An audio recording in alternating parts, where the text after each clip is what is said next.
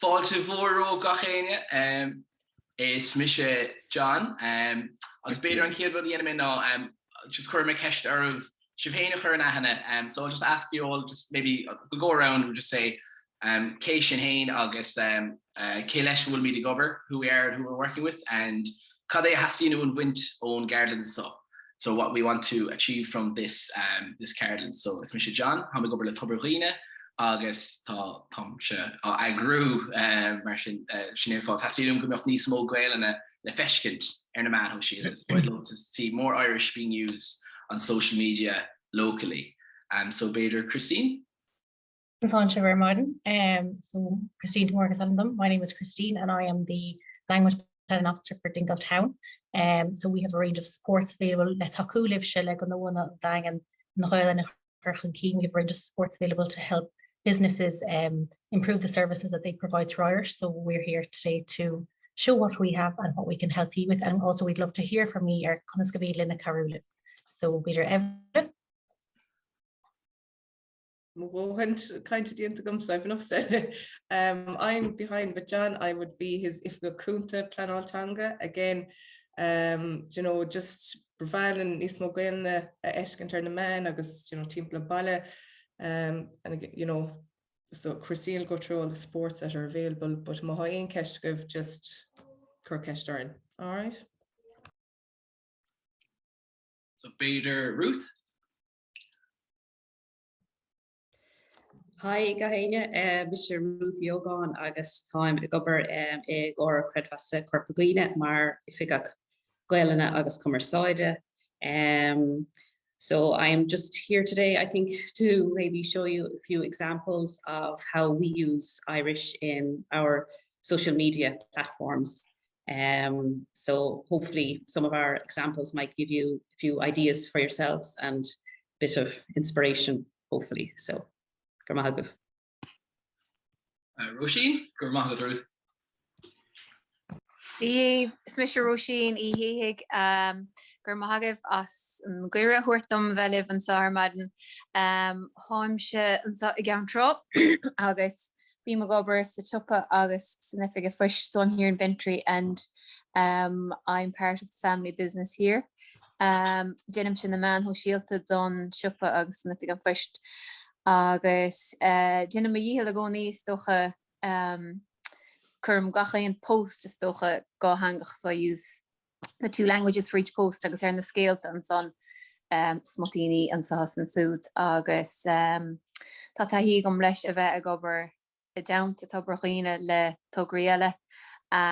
So is áis úntach agus tá ullach Seirbhíse ar fáil agus beidir nach bhfuil an tuiscint ag gachtain maybe not everyone understands all the services that are available for free to everyone in the public. So tá sé go díal ábalta Úsáid Dhuibhne as the son agus a lehéad a bheith ar fáil chomá agus gandát dín espreg a gcónaí chun an Gaeltachta a chur chan cín agus túsáte thuirt don Gaeltachta agus sin a gobar an sa Gaeltachta chomá.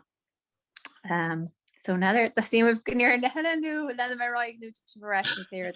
Róisín beidir go let me listen says Ceardlann piece of real so chuck me don ascu gan tamlín míle buchas.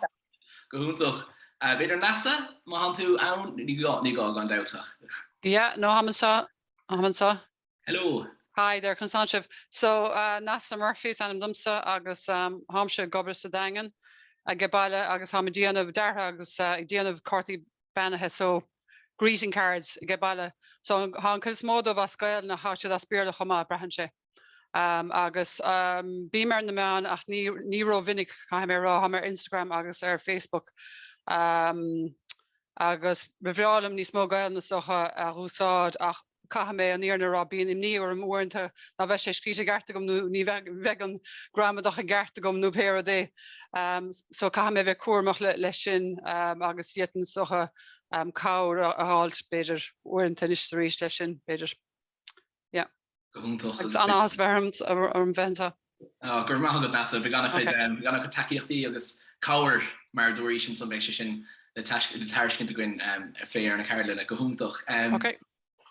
Miriam, Constantas, Miriam, how are you? Good morning, it's Misha Miriam Ferter. Tá mé ag obair le Ostáin Skellige agus Ostáin Benners. I'm the sales and marketing manager for both hotels, and my Irish language skills unfortunately are very limited despite my name. So I don't speak Irish. I can understand it. I did it to leave research. I can understand it limited enough, but I would like to use more in our social media and just generally to have as much information as I can to support me in using our language as much as possible. I also sit on the marketing subcommittee for Dingle Peninsula Tourism Alliance, and I have learned some things from Christine that I wasn't aware of, which are very important from a tourism point of view, because I also sit on the marketing subcommittee for Kerry Tourism Industry Federation, where I represent Dingle Peninsula Tourism Alliance, so I would feed in to them also about the use of the language correctly. So any tips or anything here today, I'm very excited, and I'm sorry for my use of English, but my Irish is very limited. Miriam, it's brilliant, it's great, and of course Gaeltachta, fault Gaeltachta, doesn't matter, we're all in the same boat, we're all here kind of using social media every day, and on Sprochathala show, the aim of this is to try to see how best we can incorporate Gaeltachta into our posts on the social media that we do have. So Aidan, must be like cúpla focal raw. Sure, let me put on the video. Díomh Accorda is Misha Aidan O'Connell agus tá mé gobar le Dingle Hub. I'm working with Dingle Hub as a communications manager with the last, just since the beginning of the year really. So while I'm experienced in some social media, I'm dealing with someone's for the first time. Agus sé macéadúr ag obair as Gaeilge Nóiríre, so I don't have excellent Irish. I've done a course in Ballyferriter recently, which was a great help, and I've met some of you along the line, Christine included, and so yeah, I've had help already from Christine, so míle maith agat le cúpla rudaí an son. So Tom and Chuck and Ruddy Nua Aulam, I'm here to learn what tips and tricks we can get. And also, I suppose I would just point out to, Miriam, who I just heard speaking there, that there's a few, I suppose you'd call them pitfalls that we could fall into when we don't understand the language well. I know I've made them. One, it's cropped up in the last 24 hours, which is almost a geographical thing rather than an Irish thing. The name of the town that Christine works in, when you're writing in English, if you wanted to refer to Dingle Town then in Irish, what's its name? Is it Daingin? Is it Daingin Cúis? Nobody wants to talk about this issue, but let's just say there's an article gone up online yesterday that talks about, it's an English language article, doing its best to incorporate a bit of Irish, but they call it Daingin. So now they're Róisín. Does anybody have any opinions? Maybe it's not for today, but just thought I'd mention some of the pitfalls that you can get things wrong quite easily. Bader. Definitely. Kettle of fish is the one I Yeah. Kettle of fish. Yeah. Sorry, shouldn't have gone there. On the hen fagger gwyn pay scale. We'll sort everything out. Gormila mahogad Aidan sin go húntoch. Linda, Hi, Linda ní hanna féin is anam dom. Haman so socha caf rá hata nuf. Ham Alien Tour, Dingle Ceramics, agus Comhairle sin hama fort an gallery biog stig sa Daingin. Agus hama gobar part-time sure le Louis Mulcahy choma. So ham dian of Meán Sóisialta dom hain den gallery biog agus de Louis agus socha leis an cheeking bevadin beidir nís mó Gaeltachta an Úsáid nach ein ceann so snin cúsgóil am atá nuf. Good deal ar fad Linda gur míle maith agat agus stochúil cúpla chapín a chahabh ganach daoine an sol mar sin a sé táchtach is stocha na rudí a bheith míad ann a álm na chéile a Úsáid, so it's important to be able to, anything we be able to pick up today we'll be able to use in our professional working hat lives or maybe our own lives as well. So gur míle maith agat Linda sin go húntoch. Ramona, hello. Yeah, hi Díomh Ghnó. Yeah, as Misha Ramona ní chuineal is Chiarraí mé.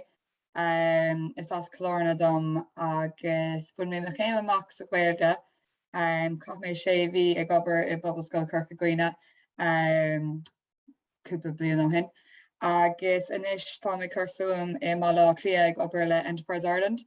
Agus I bhríam le, gach sais Ghnó agus I suppose leis an tedal don Gaeilgeoir is mis an duine a chuann gach duine na ceistena mar jaall an Gaeilge a Sibh Idirlín agus bóstanna Sibh bóstan an Sóisialta agus gachrad.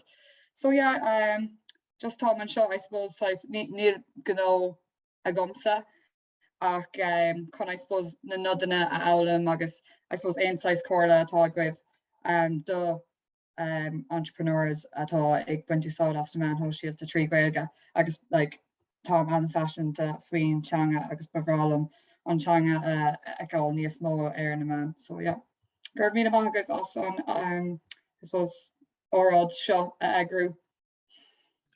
Fáilte is feithir Ruth Róisín has go húntaach sé go húntaach tú a bheith gur maigad. Kevin, hello, chun stand tú madan?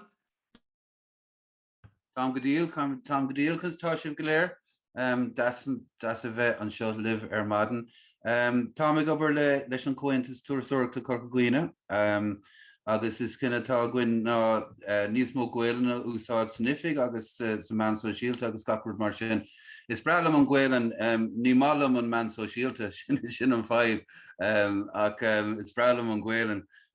Is fála mór mé agus is mar dúirt cuideadh tá sé is rud amháin just a bheith an Gaelann le labhairt ach is rud eile scríomh agus a chur síos na man Sóisialta so ein cabhair leis sin bheadh sé go húntaach agus an taithíocht an grúpa comá so sin.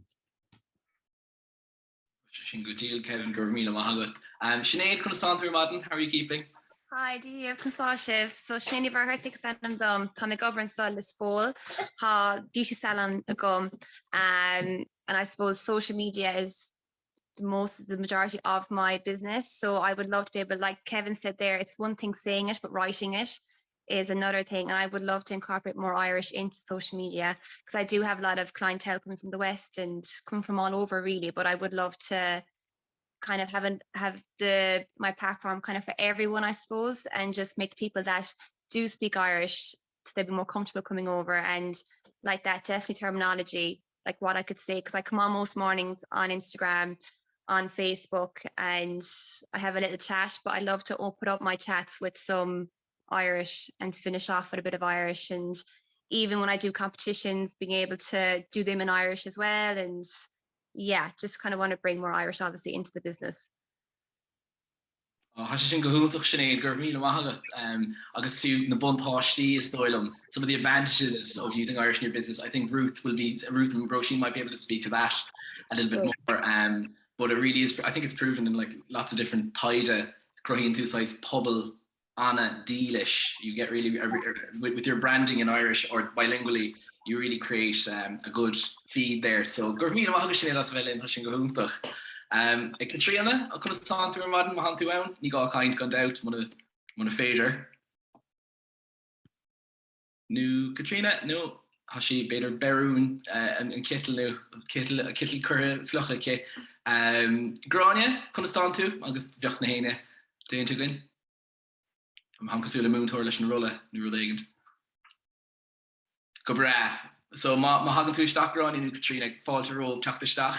Ach, gan hill of Bhaile, without further ado, sure. No, it's not worth it. No, we my mutual chance. You know, we so great. She has great door, so I should just get even so I'm just sitting in on the meeting today just for ideas and you know what's working for you and all of that. So just Mahira Shigeisha Sinead. Fáilte for all the Grania gur míle maigad. So tus nó mí just gan bhil is dócha tá annachcuid an rudí tá a rát I goibh tá freagraí ag Christine inis doing. So a lot of the things you just said there, we may as well just get right into it because Christine has plenty of supports available. So Christine, it's fair lots an túr leir bheith go inis. So Marder John annach das nur the luchen son shit size na 5 and the céanna chlosh me go ní oile. It's very often the same issues or the same worries that we hear from people about using Irish, whether it's afraid that they'll make a mistake or afraid novel in terminology, novel in dea-chleachtas. So as I said earlier, mar Taanga le Dúchas and Daingin. I'm working as the language planning officer here in Dingle Town. And príomh I'm hogan and príomh spruch hogan and no Comhairle líon na Seirbhíse fall mala Gaeltachta no. So that is to increase the amount of services that are available in the town through Irish. So some of the supports that we have available for businesses will be very relevant to this. I'll just show you here one of them. So one of the supports that we have, if we can move this over, is Frozy and Meán Úsáid. So Candace really hogan in the whole Lahanach or Google Doc. It's a rolling Google document.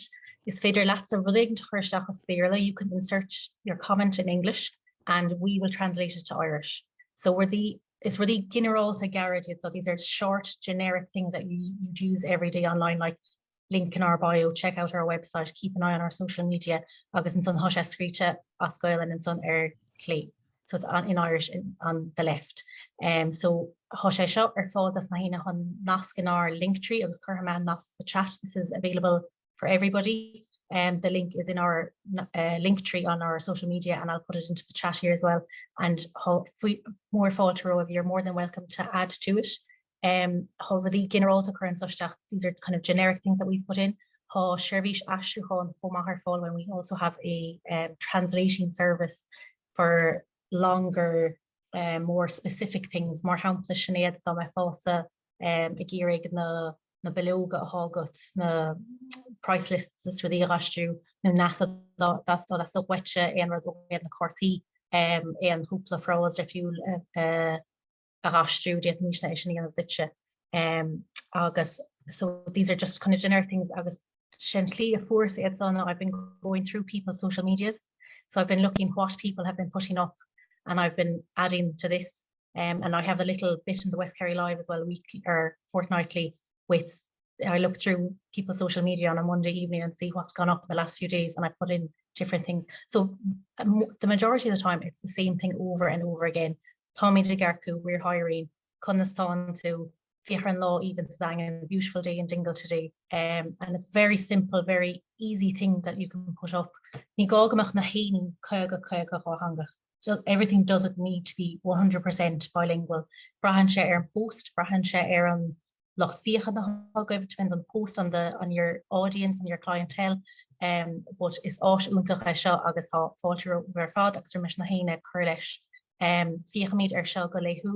So I look at this first thing in the morning and I translate whatever has been added. So it won't be translated straight away, but pretty much. Agus any Ella and son any sonner for whom anything specific, you can email it to me. And if it's long things, it takes about a week to get back to you. Really Ella immediately stop so I should fall. Chomala shin more couple. Just can fully cash to gain shin. Does anybody have any questions on that or anything that you'd like to add? No. So rud Ella on no na hashtags Erlina. Níl so current so stachagum ach curhama auniad. The majority of the hashtags that we would use, I would put the same hashtag in Irish and in English, but you'd see an awful lot of hashtags being used. Gaeltachta, Gaeltachta is a national campaign with the Ifigig Plean all over the country. And Hosha Bunichar Dúchas chun husband Cadaha Tarlu sa Gaeltachta to showcase what is in the Gaeltachta and how different we are and how special we are, I suppose, in comparison to everywhere else. We have, so that's how Fáilte Mishnaina Ishina Úsáid, Gaeltachta, Gaelainn, Shohin Gaeltachta, and then we just translate depending on what we're putting out, and you'd get an awful lot. And they often say as well, hashtags that have billions and millions of views, you're going to get lost in it, but a hashtag that has 100 to 1,000 to 5,000, you're more likely to get seen. Miriam, Yes, Christine, sorry, just in regarding hashtags, is it best to put in, if there's a fada in a letter, that you put a fada in or not? Yeah, you're best to have fada. If you don't put in the fada, it's spelled incorrectly, so it means a different word. But you will often see that people miss the fada. So, you know, when you put in your hashtag and it has, when you have half the letters in, it'll give you an example of the words or previously used hashtags. You'll often see, like Dingle Peninsula, I've noticed has been spelled 6 or 7 different ways by people missing ends and putting in extra S's or whatever it is. So if you're better off to spell it correctly, even if it's been used previously, but spelled incorrectly. And then the more you use it, obviously the more it'll be seen. Thank you. Plean Ceiste So bog me ha rud fáin an son goin annachchud dus na Gnóna agus rudí Arlína fellow her siad na rudí céanna há. So very often it's the same things over and over again you'd see. So for example, the opening hours, very simple thing to put up. And it's kind of so it's you know what it is. We're hiring, you can have it bilingual, you could remove some of the things. I don't know what happened. That one said Lanchin and the man, I think that's after getting confused with another one. But specials, if you're in a restaurant, we want your feedback, Hogus Cangrave, surveys, again, Ghnó we're looking for feedback on surveys. Tá the Asholas way, and we want your feedback. Very simple to understand. Or Lashkiel Homie Dunta, the red alerts, being sure the Gaelainn, sorry, unforeseen circumstances closed today. It's so hikke. It's very easily understood if you even just have closed Tommy Dunta, Gleigeach when we're open, things like that. So we have all these supports, we can translate things for you, and then we also have signage and stuff, which I suppose wouldn't be as much for the online. And then we have classes and curricle chorals and different things that will be available for staff members as well. But Mar Lewis Homington Sola Taku, we're here to help. Maha and Ceiste and Maha and the Rihin Livsha, you're the ones that are I suppose that know what your difficulties are or what your bachana are when it comes to using Irish online. So instead of us telling me how to do it, it's better, I suppose, coming from me what your issues are and how we can help, then we can see what we can do for you. All right, Míle maigad a bhfuil ceiste géine to Christine and son Miriam tá lá fós náda no sorry same ceist Christine gur míle maigad a son bhí sin anna chuimse hochas stoilm agus anna chu Tacaíochtaí de friúla. Very broad amount of supports available as well, and I would add as well just Christine showed a Canva, the canva.com as well. That's very easy for using Posteri agus it's so cool Curmach with her fadi probably all use Canva at some point. Achtasha Koyaska and Gaelainn Úsáid agus Hní Isteach agus Rudamán Ella. I suppose a lot of people would have that kind of, you know, Gaelainn agum Lauram ach Nílam Omlan Kinter Meán ar Litru. I'm not too sure about the spelling. Will I get it wrong? Nabi Borha. Ochto Fingé dan Aum. No Gné Fingé dan Aum. It's Comhairle Bindini whole sauce on Gaelainn Eshkent. People really are just happy to see Irish being used, particularly in social media. And I would say as well, social media has become very visual over the last 3 or 4 years with the improvements of internet and cameras and stuff. So things like TikTok and Instagram, you're more likely to get, I suppose, impactful engagements. Má fi seán déanta go nu má duine ag caint. Agus má duine ag caint as Gaelainn is brala duine a chlos. People love to hear Irish on social media. So sinné má chuid se méall an méid son beidir Ruth Róisín cuat anish agus tá Roinnt dea-chleachtas ag a Ruth I ógáin a gobar leis an gcóir credvasa ag gurcaghine ag cóir credvasa curcaghine an son mar sin gur míle maigad is bheith linn Ruth agus sure is féidir leat bheith caint anish.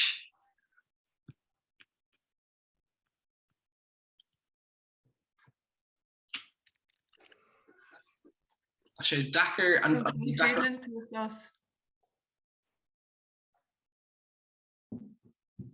No. Oh, Rodagans. Well, it's good. Right, say Ruth.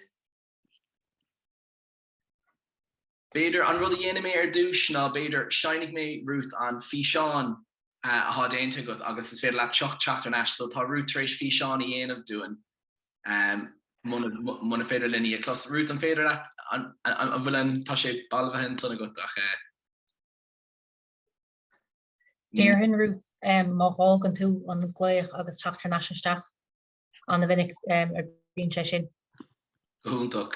Agus idir an dálinn tá Ruth éis Físeán a chuir cuain, so das tá sin a haspáint díomh anis agus big sé sin big trína ceir nómata sun so tásúla gom go bheith sin go ar conas úsáid Comhairle Bheas a Ceardlann na Meán as Gaeltachta. So just examples of how Comhairle Bheas a Ceardlann uses Irish in their posts, some of the tips and tricks she has in doing so. So seo hanna sé.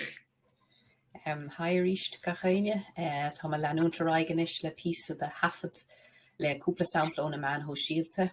Is ceangal nó nasctáach iad na Meán Sóisialta idir sin agus an pobl áitiúil. So social media is one of our main channels for connecting with the community, and it gives us a great opportunity to use some Irish in all of our posts. So here we have a few examples of some of our marketing social media posts. Now, loans are our main product and our main source of income here in the credit union. So most of our marketing posts are ads that are dealing with loans. And as communications officer, I also try to post regularly on community events. Now, just to say that as a credit union, our target audience are basically the people who either live or work on the Dingle Peninsula. So from a marketing and communications perspective, we're able to keep our posts aimed at a local audience. And for us, this makes it easier to tailor ads to suit our target audience. The dilemma I think that we often face with using bilingualism in our ads is, I suppose, the problem of having too much text. For appearances, an ad that is overloaded with text isn't appealing or attractive. But when you're trying to get your message across in 2 languages, you obviously face the possibility of double the amount of text. So myself and my marketing colleague here, we take 2 different approaches to this, and both approaches work, I believe. For every social media post, my colleague produces 2 separate ads, one in Irish and one in English. Whereas my approach is to create 1 post and to use a mixture of both languages. So I suppose my posts would deal more with public relations issues. So I'd be, say, liking and sharing events. And I take the approach of trying not to repeat in Irish what I've already written in English. I think if you do that, that people will read the English only and possibly ignore the Irish. So depending on the subject of whatever I'm posting, I admit that I'd often put the important bits in English, I suppose the pieces of the message that I need to get across. Sometimes I'd give, I suppose, priority to English, and then I might leave the less important bits, I'd have them in Irish, but that's not always the case. And having said that, some of my posts would be fully in Irish as well, especially any issues dealing with the local schools. And another point I think it's important to make is that we always ensure that we use Connaught na Fáilte, or the local Irish, especially try and use any phrases that are unique here in Ceardlann. I find that this sort of enhances our local brand here, that if we use Gaeltachta na Fáilte in as many posts as possible. I do believe, though, that it's also important that you use the correct spelling and the correct grammar as much as possible in all the Irish in the posts. So as I said earlier, putting in the extra bit of work to add Irish to all our social media posts here in the Credit Union has strengthened our brand, and we're delighted to have won a number of awards in recent years in recognition of our use of Irish in business. For example, we were awarded the Cúvarc Ghnó le Gaeilge from Furlas na Gaeilge in 2018 and again in 2021. And our biggest win to date was the All-Ireland Marketing Award for marketing through Irish from the Marketing Institute of Ireland. For this award, we were up against large organisations such as Comhairle Gael, the GAA, and also Energia. So winning this was really, I suppose, the icing on the cake for all the efforts and all the work we have put in to ensure that our business is fully bilingual. So míle buchas as éisteach le minmh agus go Nairi go Gael féin le bhór níireachtaí an Gaeltachta a chur chun cín sna Meán Sóisialta. Míle buchas.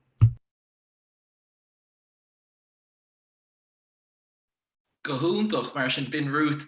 Ní is gom Ruth an bhfuil an fu mé go initiative microphone. Níl ní dóil an gur féidir an tú a chlós is trúa.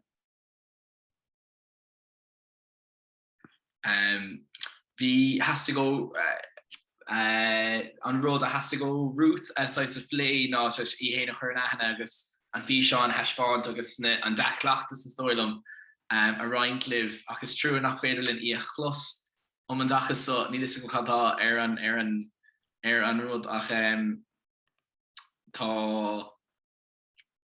an bhí feice go goibh nadidir bhfuil éon ceiste géine nó aon rud gur bhaile rá. Does anyone have any question or anything coming from the small video? Eistúán amse an bhfuil éon difríocht. Is there any difference in the two different approaches you have, one with completely separate ads and the other approach with mixing it up? Which do your clients prefer? We probably have to answer you there in the chat, Dawn, because we can't hear her. So Ruth must be there ragart beidir the chat Mahasha sin a right lad. Agus ar an nóta sunna Dawn beidir go bhéad linne písa a Romealler. I would be of the same opinion of Ruth, that Ruth has, that you're better off to use the one post as bilingual as possible, agus a brathir on taithreacht a hála chuirmach, depending on the ad or the post or whatever it is that you're trying to convey the message, to have, if you don't want as much text, maybe to have a bit more in Irish or a bit less in English. I agree with Ruth. I think that if you have it in Irish and in English, that people will go to the one that's easier for them to read. Whereas if you have it bilingual, you're improving and kind of showing the importance of Irish more than the difference. But if you are going to put it Irish and English, two separate posts, that you'd be better off to have it in the one, for example, on Instagram, in the one post using the carousel, to have two different, and I'd put the Irish first.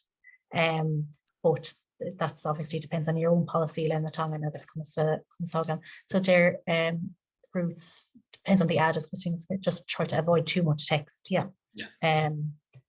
So need to and Green session the question on. Yeah, Camila. Deal. Ma bhín éon ceiste géine eile anyway in túrum cinnte cacuan iad.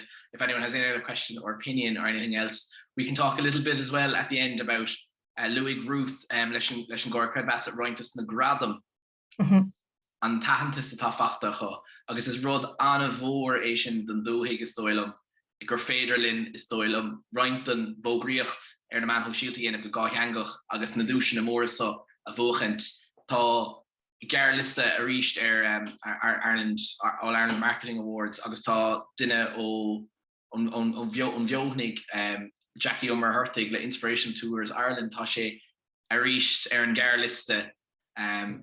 So on the shortlist for the All Ireland Marketing Awards, a local man's Jackie Umar Hurtig's tourism business, and he's against Bewley's and TG Cahir and Energia. So tis an absolutely great way to get the name of your business out there, and to ensure that your branding is on point as well. And you will get quite a lot of, I suppose, interest as well. Ó Dhuibhne ar na Meán Sóisialta. Mar sin beidir inis go mogam idir rai gotí an cé caint or eile, agus sin Ruth Róisín híhiig, agus tá míad anna hásta Róisín a bheith linn, agus beidir gur féidir le cúpla nod nó a taithí héin mar bhuine sé le úsáid na Meán Sóisialta ar na Julie. Gur maith agus Róisín. Gur míle maith agus is dócha ghfuil anna chuirsís agus chuirsís anna runta diantaige Ruth and son ballíortha anna job agus go chéanrad fiochan cho snasta agus cho néta na Meán agus gach bhfuil diantacha. So really lovely all the work that Corporate Vasa have done there, and great work by Ruth and her colleagues there. Nadidir bhfuil mór an le chuir leis is dócha in áiríar bhfuil anna chuid don méid a bheith le rá go mráte hana hénig ach Braham hénig bhfuil anna hácht agus anna luach le buint as Gaeltachta a chur le de Ghnó féin agus gon tú freistal pobl a bhd níos leithine má úsáideann tú an Gaeltachta chomá. So I really believe that it's very valuable to add any Irish you have to your business and that you are catering and adding to the community or the amount of people that you can welcome into your business, I suppose, and to use as part of your branding as well. Dhuibhne Tommy na sa Gaeltacht, so bíimse Anna bhórálach féin méid san agus go bhfuil Anna hocht fad is dócha I buint leis ó thaobh an pobl tágain an sa Gaeltacht a bheith ábalta úsáid a bhaint as good Gaeltachta agus chomá leis sin ní hamháin ar hagann siad go dtíon siúpa. Nu go dtíon if ag puist ach go dtí dtí chomá go bhfuil míid feicáilach ó thaobh a méid Gaeltachta a chúsátar ar lína chomá. So not only when people come into the shop that they know that they can do their shopping using Irish or come and use the post office services, but also to be seen online and that it's not only an in-person experience, but that we also use Irish online in all of our socials. And yeah, tá sé anna himúil stocha cuiineh an dáthanga agus gan a bheith smaoineh roimhór ar eistú cháin a bháin is socha chomá agus beidir gom héins as ciúntach as son ach bí mé gérig braham se mórníon an eistú cháin nábeh dóhan Gaeltachta is stocha úsáidegum. So I'm always conscious if I don't do the translation that maybe that it will only be too little words in Irish. So I'm always trying to have it totally bilingual every post that I do.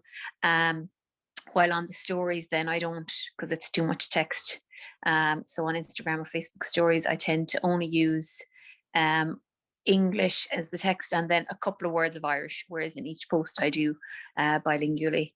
And yeah, I think it definitely adds to the business and it's a great opportunity to create more customers and to use that platform. It's an extra platform really.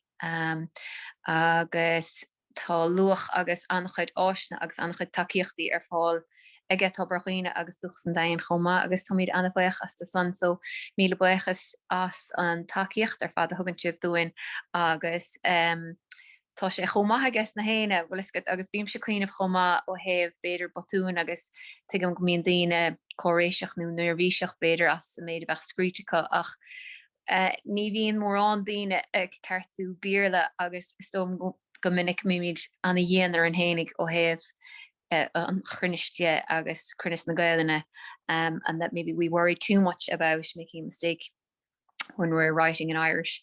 Do we have the same concerns when writing in English? Are we that worried if it's a grammar mistake in English, you know? So I think just do your best and tá anchuid rudí an son a Ryan Christine an son níos luha gur bhéadhí a úsáid na Meán agus is stocha go gafií an son stocha de chuid taide agus de chuid oberhile hénig dhéanamh agus dréir chéile go bhaid fámisneach ó bheith dhéanamh. So I guess you'd have to do a little bit of your own work as well as obviously using all of the supports available to you.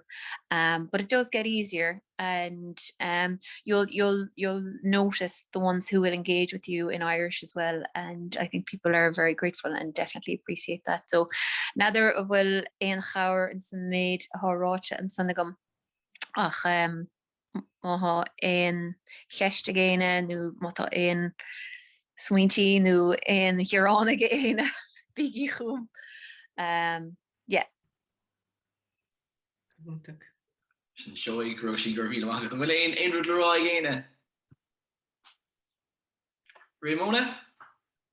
Hi, gur mágad as sin Róisín bhí sé sin tharbheith simú.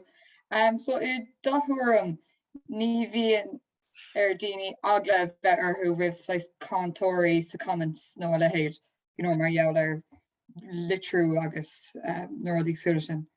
Well, ní bhein rá gan é chean den éair thugant Táchan nuir gandát den de dhéal agus den iirecht bheithegart agus gandát bheith crín chomórs gur féidir ach má chuann sé sin bach orsa a chur an áde ní hé bhás é sin a chanurid. So beidir tasnúach písín beag go Úsáid dréir chéile chu leis. Beidir go bhéad fá é rascailt agus é rúna mar bhí snéad a lua an san níos lua. So maybe open your post even, finish it off, have those bits correct. Agus chu leis beidir abart nó ró an san frásí an sa an súdig brethir cohar an tú chuma agus ríist bheith canúnach is smála daine sin smálam héanaige sin ag brethir cohar an tú gandát chuma beidir nachfuil sé a cho trothúil beidir an san díobse imlelí ach nadidir. So yeah, dat is nó amach pí ar fís a dréir chéile. An san beidir seachas a bheith scíilethe agus gan éon rud ará. Tigam, gur bhagad nó sin an rud is tóca an rud ná just gan a bheith gan agla a bheith ort rih focail nó dó a lua Gandát agus beidir den géad cheann beidir dá bhaid fá cóirle dal go fá cóirle chunéigent agus é chin tú beidir den iad ceann nó beidir amach Seirbhíse san fáil ditse ach gur magad. Here's the tent. agus de réir chéile as tú meachtarráig geota muí na téna go air just chu amachcha í pí beag mar bhí Róisínrá agus san de réir chéile tú mar stair a gunn. Agus is tódum leis se anna éasca rudí cheartú. Se anna éasca machtasteachas editíní an ever an bóst má chin tú a bháin ar Twitter sin ta ná féidir editíní ach is tódum agus is tódum gur beh Twitter beidir an áit is mó go meach daine tógant calendar. Twitter is probably the most dangerous for getting a bit of backlash. Both is federation mar lashki also use that as an excuse. I saw the bottom but I couldn't edit the tweet, so we shall roll goes viral for all the wrong reasons. No such thing as bad publicity. Exactly. Cleaning in the fire of a Gunamara. Yeah. Cleaning in the fire of a Gunamara agus and bicycle and Bert's and agus and cart. Remember them the fellas in Connemara with the van and the bicycle. Oh yeah. Viral for all the wrong reasons.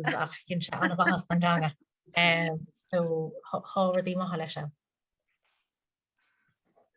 Ein team life, Kirk mé agad.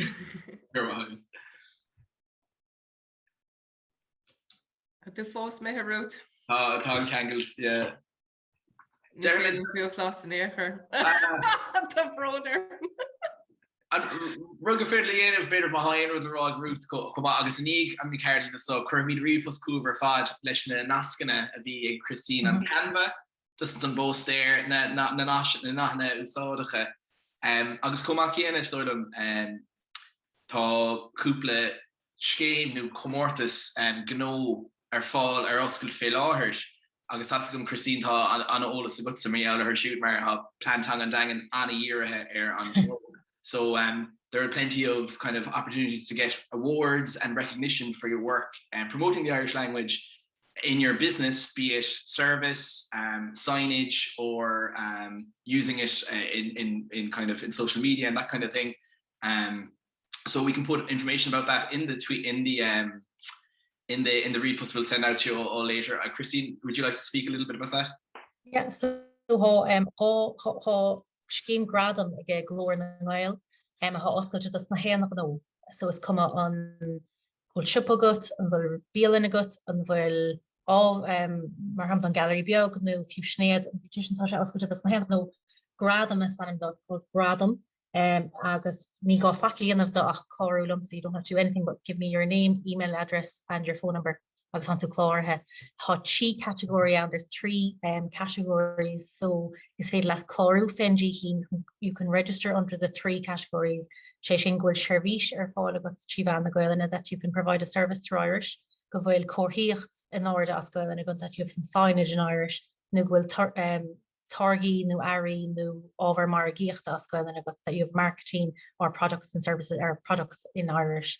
Agus tagan den éigen to dro deire na deire an taurig agus freisid ficha siad I don't know, somebody will come and it's like a marking scheme, and depending on how well you achieve mark, you get a bronze, a silver or gold medal. Agus tugann to plaque dasted and also the Deirdre McKenna Awards. They give you a lovely plaque to hang outside like the Deirdre McKenna Awards. It's a national scheme called Gradam. Agus it's few gamúr chlorú that's well worth applying for because it's free and it's a huge recognition scheme that is recognised nationwide. Agus it's few hána Seirbhíse seo hana féinnig gach for all, and so the way these services are already it's not an extra thing that you have to do because you're already doing it, and it's very easy to maybe twist or turn a few things around a little bit to show that you are.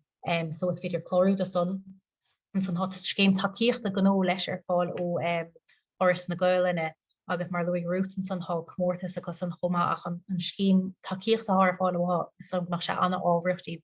Their support system or the support scheme that they have available is very relevant.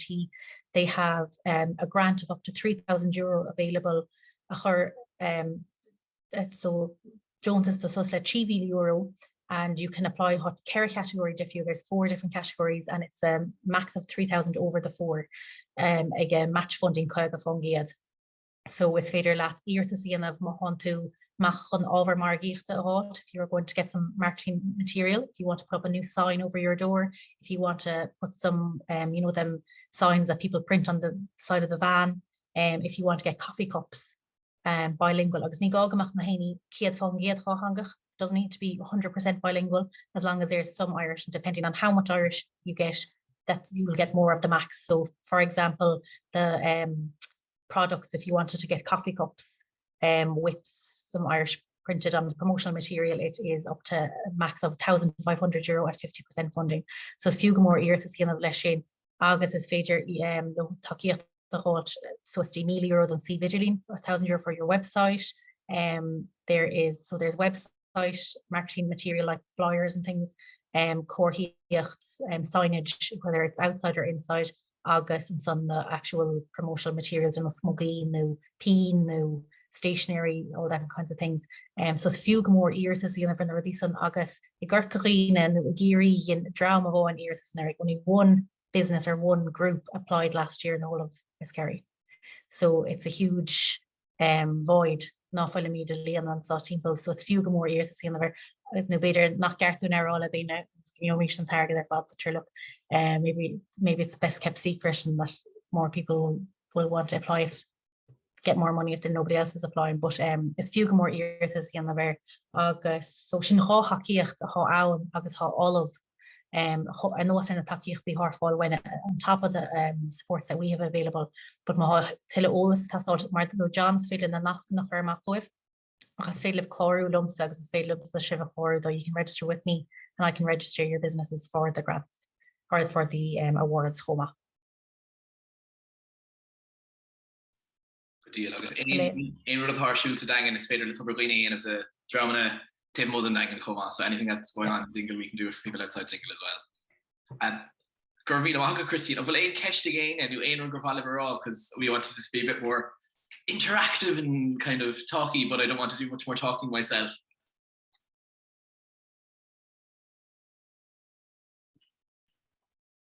Oh. Everybody happy? Everybody's sick of us. Yeah. Get off the Zoom, they're saying. Yeah, okay, we've done our hour, have we correct that? Darren made just cúpla just Marielle there, just buntáistí and Dhaingean because like you see, like we've been saying, ní gach fochel a bheith Béarla agus Gaeltachta. Few Sean orthe a héana amach, like the Phoenix cinema video a chuig amach le déanaí. Roinnt as Gaeltachta, Roinnt na habertí Gaeltachta Béarla, a Roinnt Béarla. So it can be a nice melange as your business sees fit. Derek Mechoma, any like fundraising effort, usually Ibreen she'd come out Nora Hall Glen and Lauder out the common and rugby Kirkagreena. They had a video to win a cask of whiskey recently. Agus hustling Sheamach, the first 30 seconds were completely off Gaeltachta. It works quite well to just feed into the grassroots. And you see businesses, for example, in Connemara, like Putta Cafe, a bilingual cafe where the entire menu is completely English Irish, and there's very much a kind of a BM Gaeltachta. They're nationally recognized as kind of a place where people, we'll go to Connemara and we'll go to Putta Cafe, because it is so vividly and so palpably Irish. So Asian agus ein kecht astrachan tercuan ein kecht ahantish nu granum tercuan agus is federal how we live. So any type of question at all, there's plenty of astrachan supports, dea-chleachtas agus a leid. So nadar bhfuil ein kecht nu focal nu nota le Roinnt. I hope tasúla gom gur bhainse brother Miriam. Another question in us.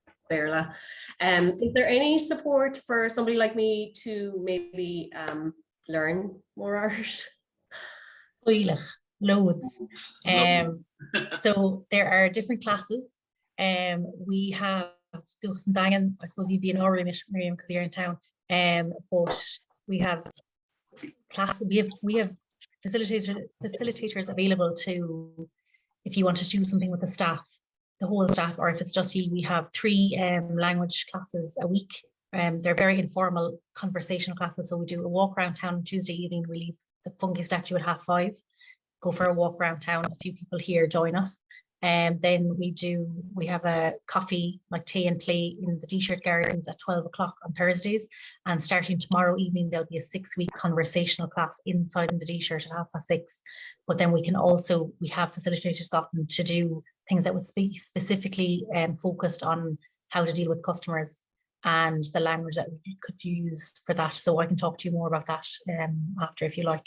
But there are plenty of sports available. And then Tobar also have different Roinnt agus cuasaí cleachta throughout the term or the year that will be available. Neil's come from the Ruth and some John.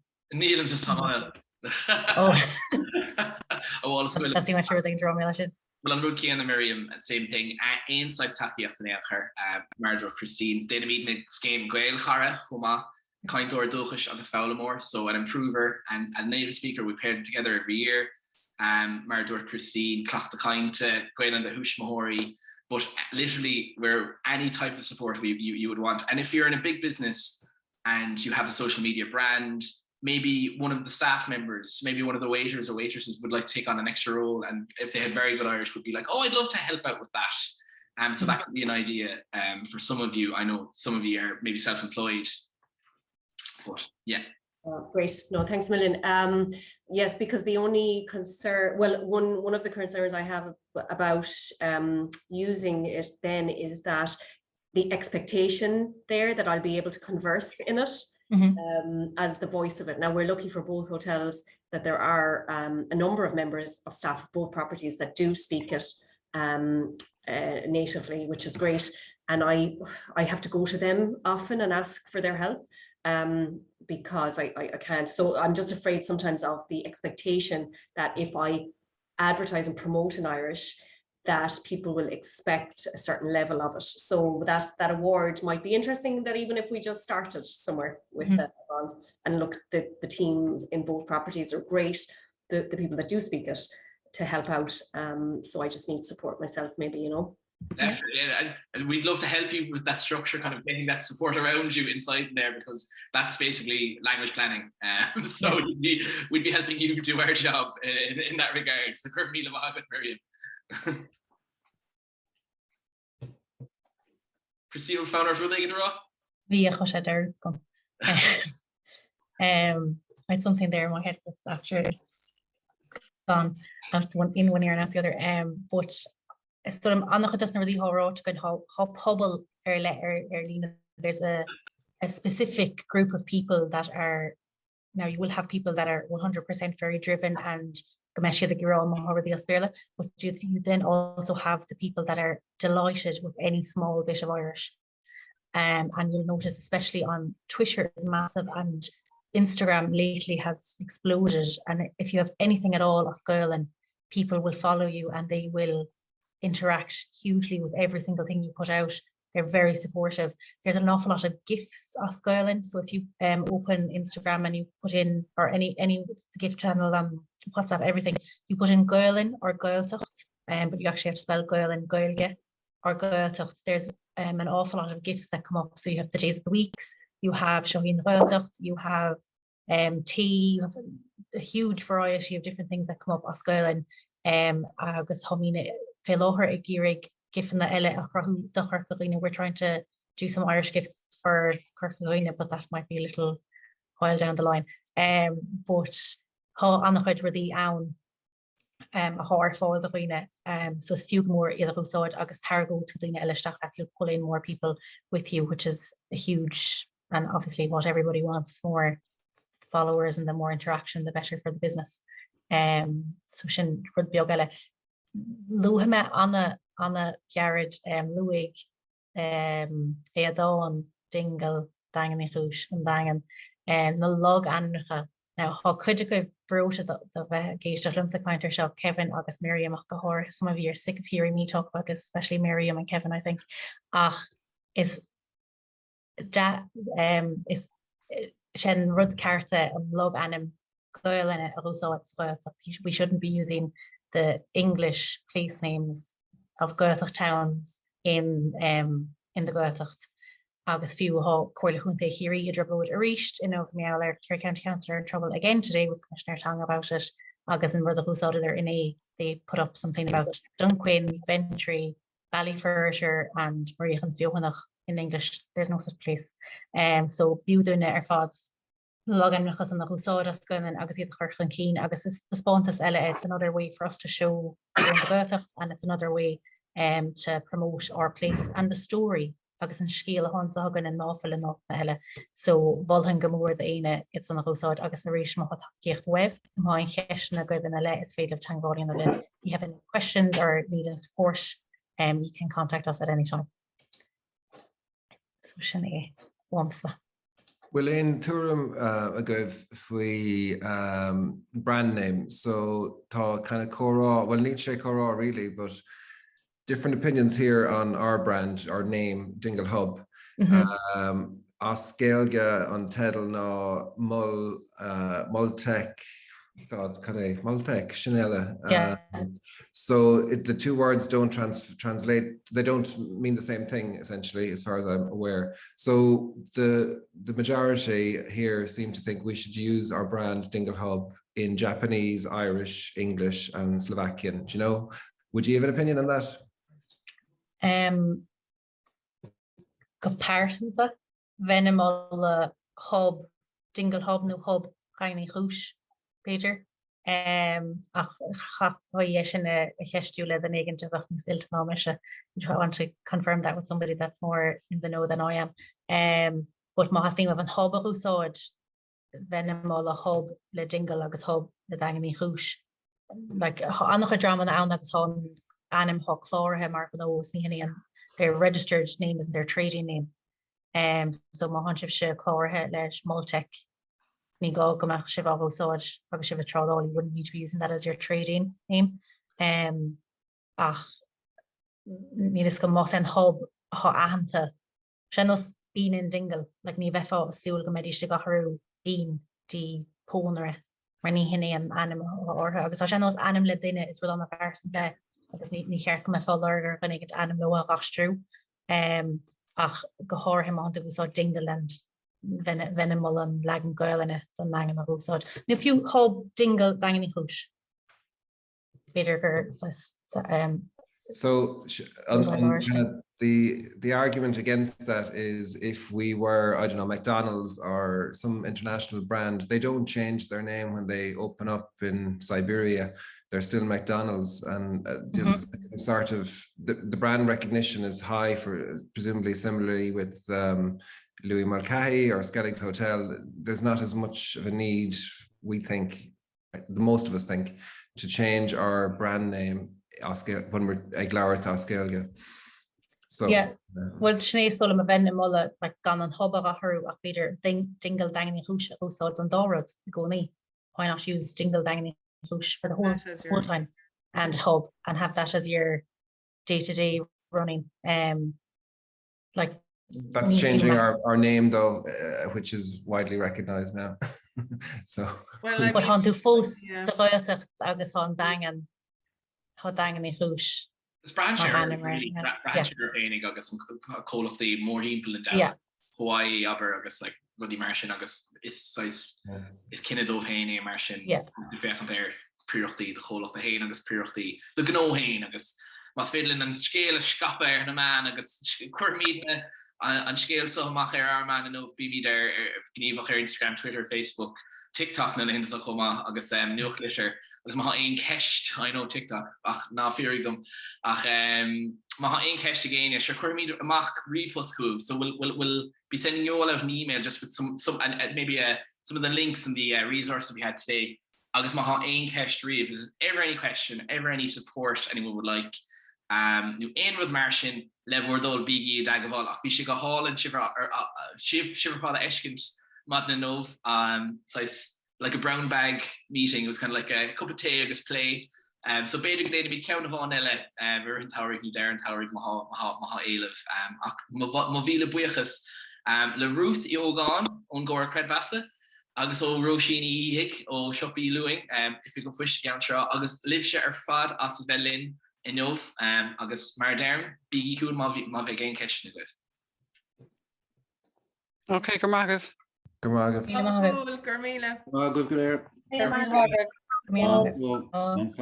Good.